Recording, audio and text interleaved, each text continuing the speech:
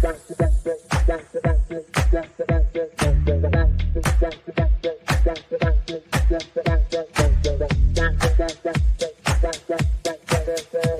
Connections Radio presents.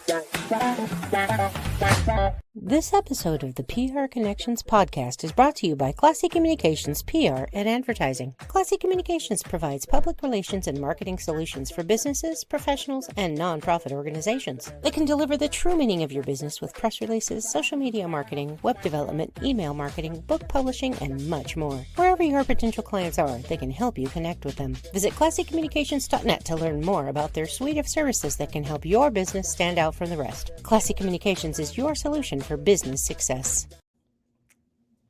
Hi, everyone. Welcome to Breaking the Silence, Finding the Courage to be Heard. This is the podcast where we turn quiet fears into confident voices. And I'm your host, Gail Larson. Now, for those of you who might have missed it, in episode 1, we explored why we stay silent. And then in episode 2, we challenged the myth that confidence has to come first. Now, today we are talking about what happens in the moment when the fear just doesn't show up. It just takes over the microphone. Your heart races, your palms begin to sweat, your mind goes blank, and suddenly your body feels like, it's working against you.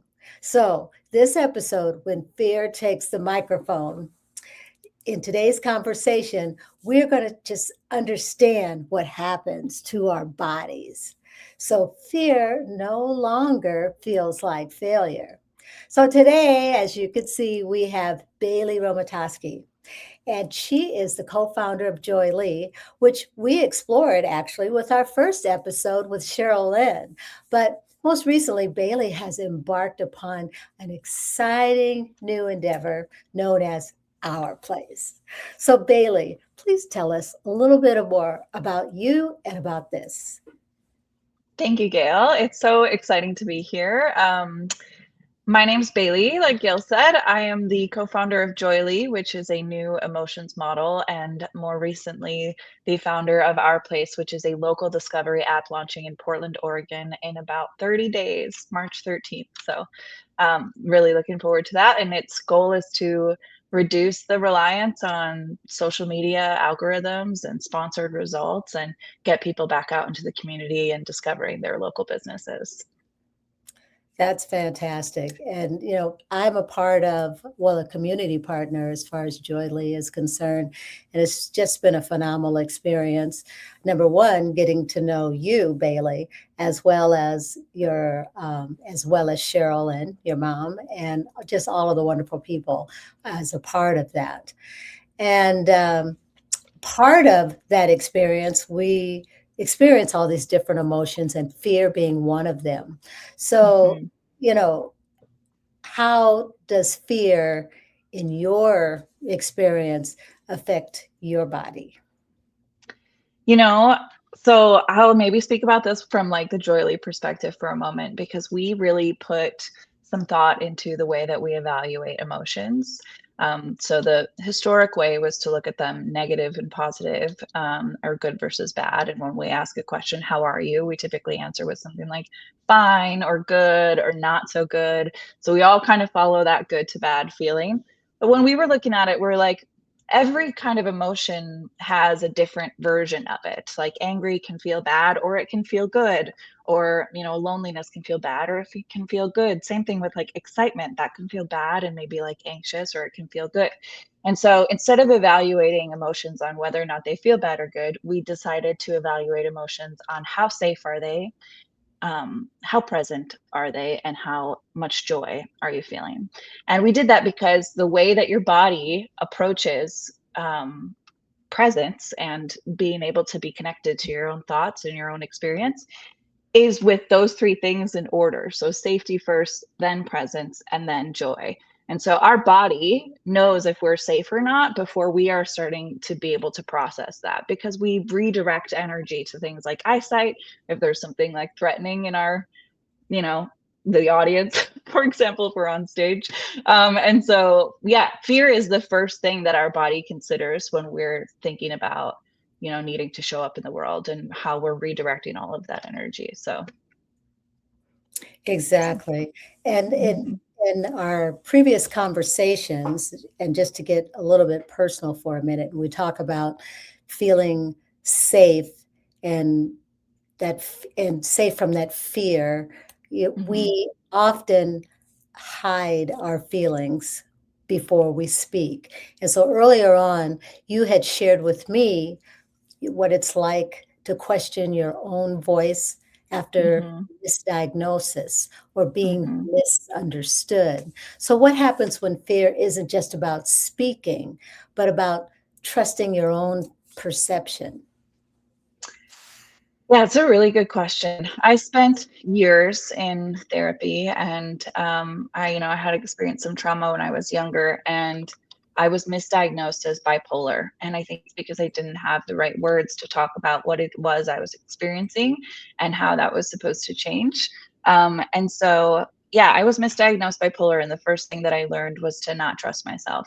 So I learned not to trust the words that I was saying or the emotions that I was having, or how I was showing up in the world and the expressions on my face, even. So I really had a really difficult time with that misdiagnosis. Turns out I'm actually autistic, and some of that social anxiety comes from a very real place of not being able to interpret things correctly in the room. And so I forget the question. I think. Oh, no, Mhm. basically, we were talking about what happens, when this affects how you show up in terms of speaking with others, maybe one-on-one, maybe speaking with others, especially, in your Yeah. professional life. Yeah. So I guess where I was going with that is I spent a really long time in a really low safety experience. And so it took a, a while to sort of rediscover emotions that felt confident or comfortable. And I really had to sit down and look at our emotions map and explore some of those emotions in ways with, visualization and practicing what feeling safe could even look like for myself, because hadn't experienced it in such a long time. And then there's the other like element of, having the courage to be on stage, which is trusting that the people out there are there to be kind to you and hear you out even through that fear. And so I learned, especially, I started an internal organization for mental and physical health awareness when I was at back in corporate. And so for 14,000 employees, they now had a group where they could go and talk vulnerably about their mental and physical health. And I learned from doing that and from talking about my own misdiagnosis and diagnosis that there's a lot of people out there that can relate to me and can relate to what I'm going through. So even that fear is something that they relate to, and that they're, I think, a lot less critical of than we like to think, going on stage. Absolutely. And, I like the fact that, you took the bull by the horns and in essence, you created a community where you would have that support from others who understood really what you were feeling like. And so, as Yeah.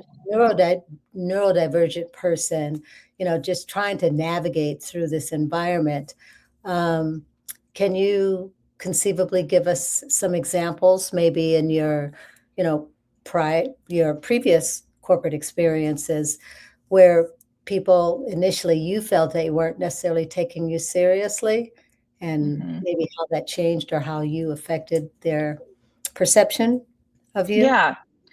One of the companies I worked at was extremely hierarchical and very kind of old-fashioned in their approach to vulnerability and being emotional in the workplace.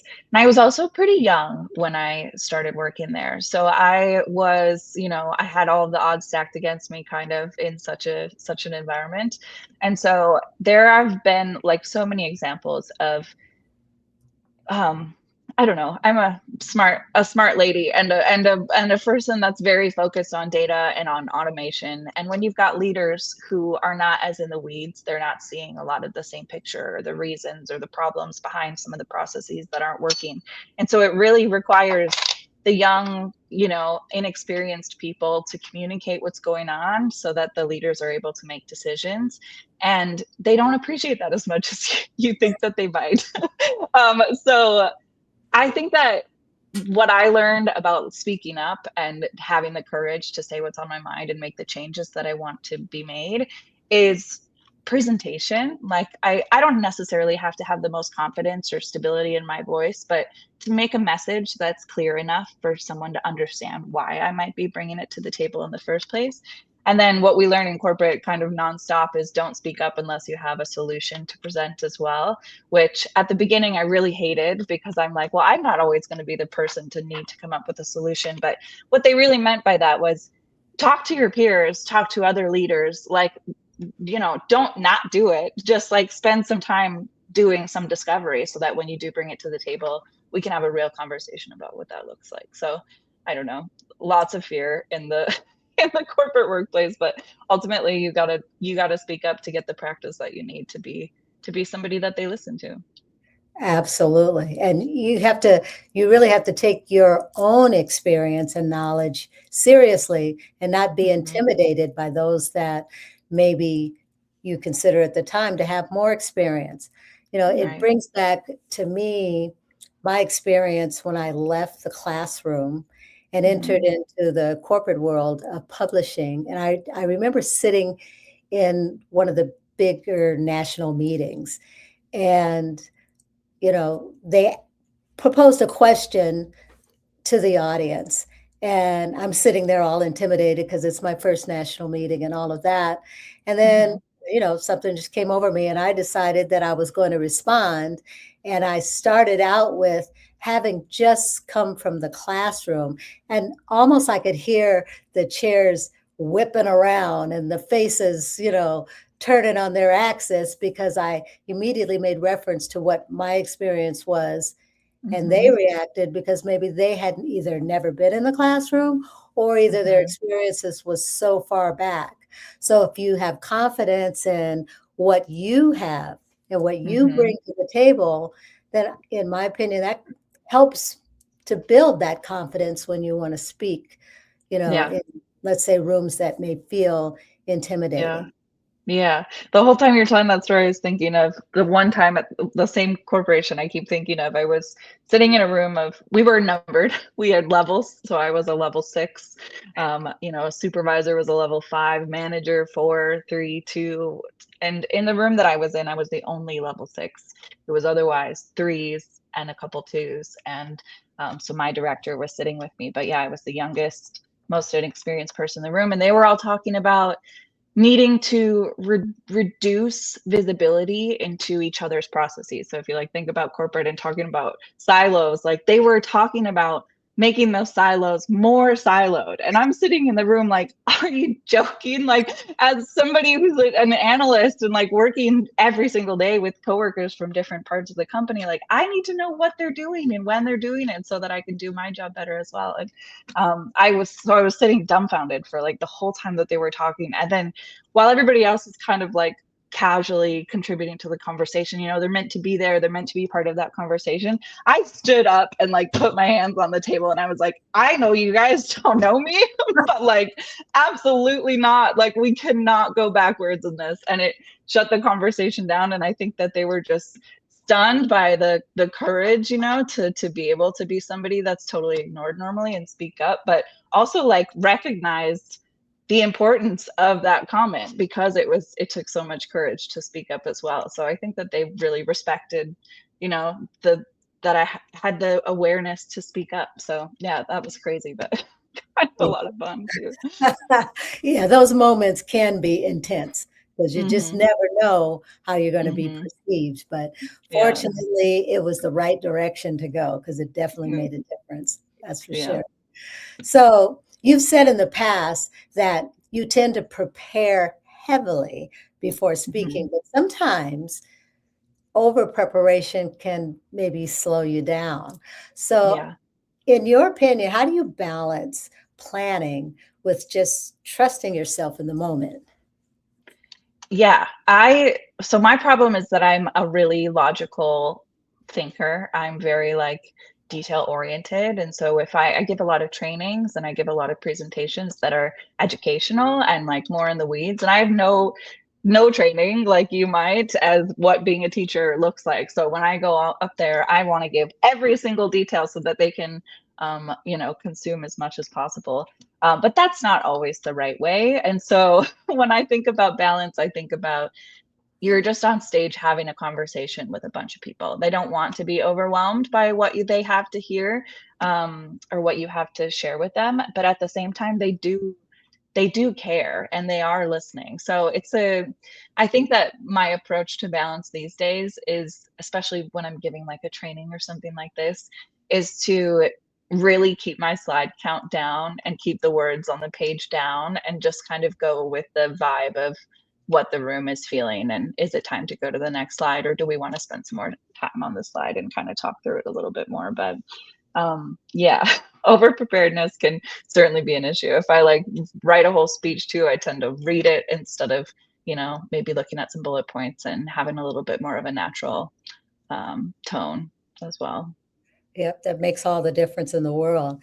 And Hmm. we hadn't talked about this, but you and I both were involved in a um, pretty intense but fun and exciting experience just a few weeks ago, the Hmm. JQ 60 Voices, where there were Hmm. 60 leaders in Las Vegas that were brought to the stage where everyone gave 60 seconds of a either motivational or inspirational speech. And Hmm. you were an integral part of that. And going into this, knowing initially what your, well, not necessarily fear of speaking, but Yeah. trepidation about speaking, how did that preparation for that event unfold? Yeah, so this was an event that we planned months for, and it really kind of snuck up there on the end, especially for me and for my speech. Everybody else had 60 seconds. I had 4 minutes. And I didn't really know that until a couple of days beforehand, which I think for me was kind of good because I was the like, if somebody's gonna quit or maybe we have too many people, somebody needs to take my spot, or I'm organizing the event, so I was flexible until the very end. But my 4 minutes, I really wanted to be meaningful for like why we were all there. And so I did read my speech, but I'm glad that I did because I felt like I got out what I needed to get out. And I had so many people come up to me afterward and say like, I've really resonated with what you said, or I have a son or a daughter in the same situation, or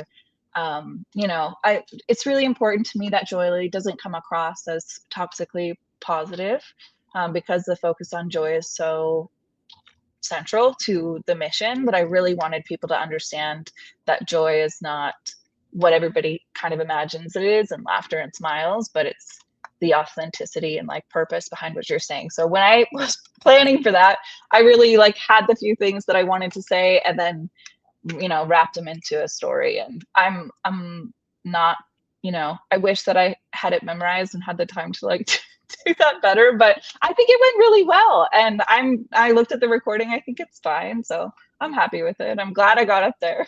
So And I agree with you. What you said definitely resonated with me, and you seemed 100% natural and mhm, poised. So that's more about, what happens when you're in the moment and mhm, you don't let fear take the wheel, so to speak.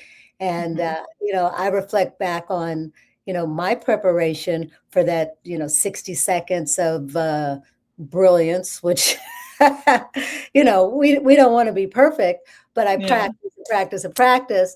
And then when I got mhm, up there, it wasn't even about the practice. It was like yeah, me in the moment, looking out at the audience, looking at you and thinking, mhm, this is for you. And mhm, so it became less about me memorizing every word. It was more, yeah. just being expressive and, you know, hoping that it was going to be well received.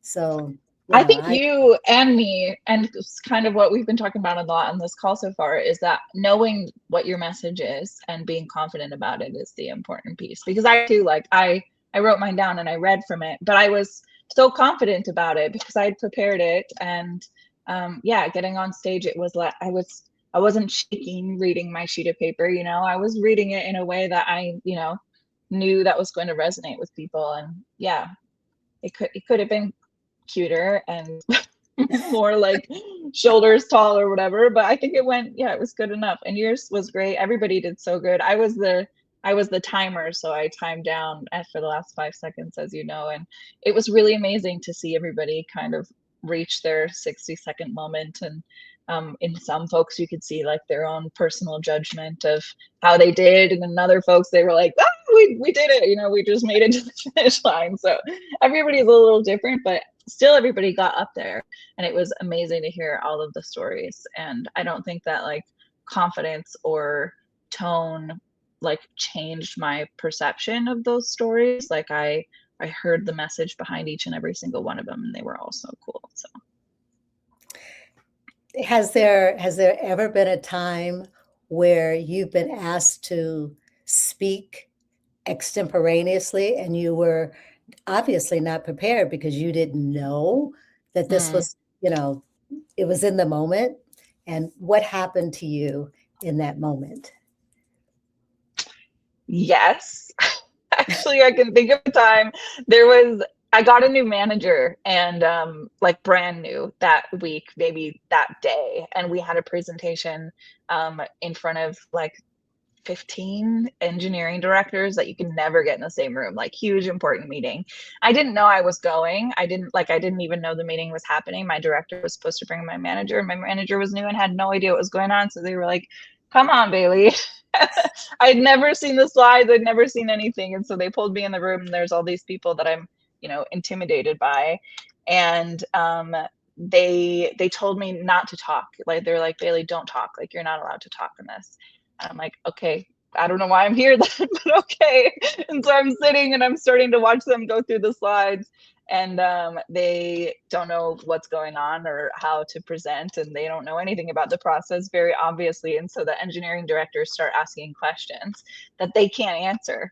So my boss turns to me and says, "Okay, you're going to give us like a 5-minute spiel about exactly what this is and what the problem is and how they need to help." And I was probably like drenched in sweat and like not dressed for the meeting because I didn't know what was happening. And like, but thankfully I was an expert at the material. And so there was a lot of nerves in my voice, but I was so passionate about getting what I needed from them in such like a rare opportunity that it still came out all right. I think I doubt that I used the 5 minutes, probably more like 2 or 3 because I was talking so fast and afraid. But yeah, it was scary and exciting, and I walked away feeling really grateful that they gave me the microphone, because that wasn't their plan, and we probably weren't going to otherwise get what we needed. So Yeah, that's awesome. And, yeah, 5 minutes is an yeah. eternity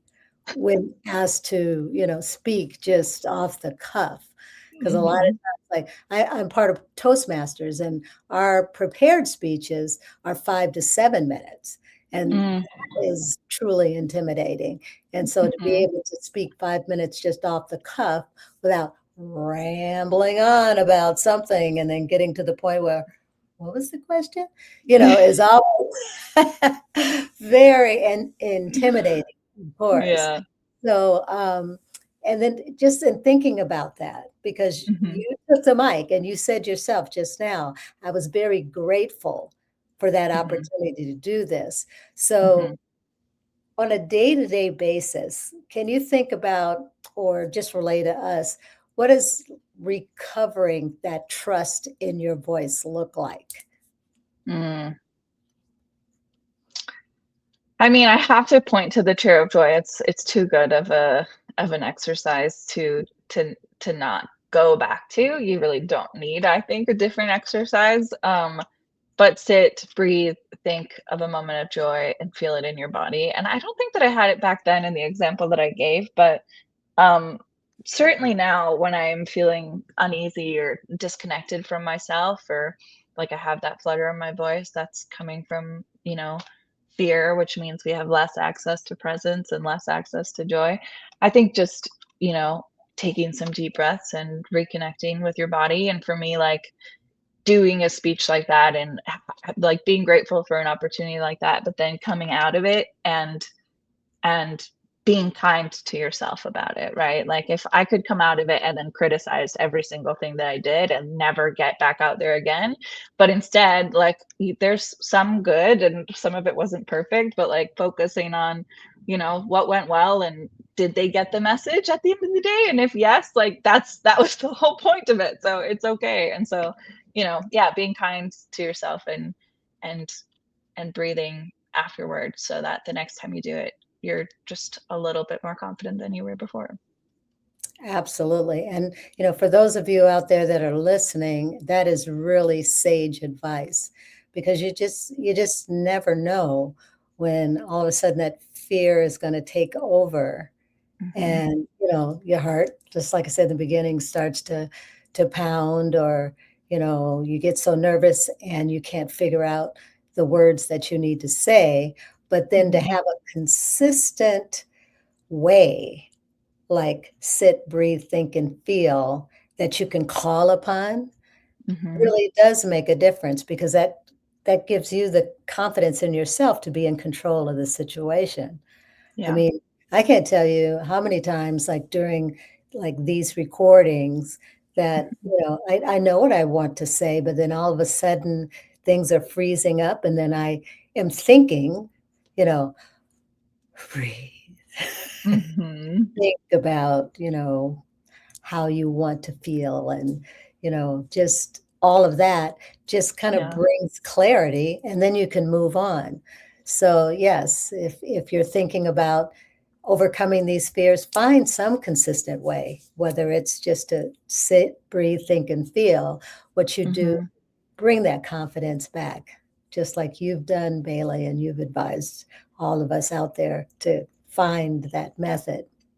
So, Mhm. earlier on, you talked about being a very data-oriented person, and, Mhm. just looking at the details, and you told me yourself that you feel like you have this gift for seeing solutions, and fearing how, and I consider it to be brilliance, might be perceived by others. So, Mhm. tell us a little bit more about that, because some people are very intimidated by data and Yeah. detail-oriented people. Yeah. Well, I did not go to college. I've kind of self-taught on everything that I've ever done, and I got really interested in data because it was a way for me to sort of like prove some of my discoveries, right? Like I could use data to point to facts and other ways to kind of like reinforce what it is that I'm talking about. Um, but yeah, I think because I didn't go to school, I also kind of carry this. I don't think that it's shame, but like a cultural judgment of people who didn't go to school and don't have that experience. And Oh, yeah. so when I invent a new emotions model or like launch a new app with no experience doing those things before, I imagine a lot of judgment coming my way. But what I find is that people are eager to learn, and so it doesn't really matter what the background is as long as what you're bringing to the table is honest and genuine and based in some sort of reality and truth, right? So I think that I do still have a lot of fear about sharing what it is that I'm creating and working on. But I find over and over and over and over again that sharing it and doing it and bringing people to the table just kind of knocks down that fear, because I've never gotten that you know judgment to my face. Like nobody has ever come to me and said like, "Oh, that's bad or that's stupid." So I think it's just like having to do it over and over again. And I don't know. I did have a moment yesterday where my UI, my new front end developer sent to me some like really amazing changes on my app. And I'm like, wow, like it's been, 5 months since I started this project and it looks real now, which is insane. But also, I did this. I like had to have a moment with myself where I'm like, holy cow, like this came from right here. And so like it's very cool. And I also feel the fear every single day of I still have to wake up and make the decision to keep doing this and to keep moving forward. And if I wasn't doing that, we wouldn't be here today. So I'm impressed with myself and also terrified of the future. So yeah. Oh, that is so awesome. And especially to hear that you're impressed with yourself, because that inner confidence, makes all the difference in the world. So as we get ready to close, if someone listening is afraid because their body feels out of control when getting ready to speak, what would you like for them to know?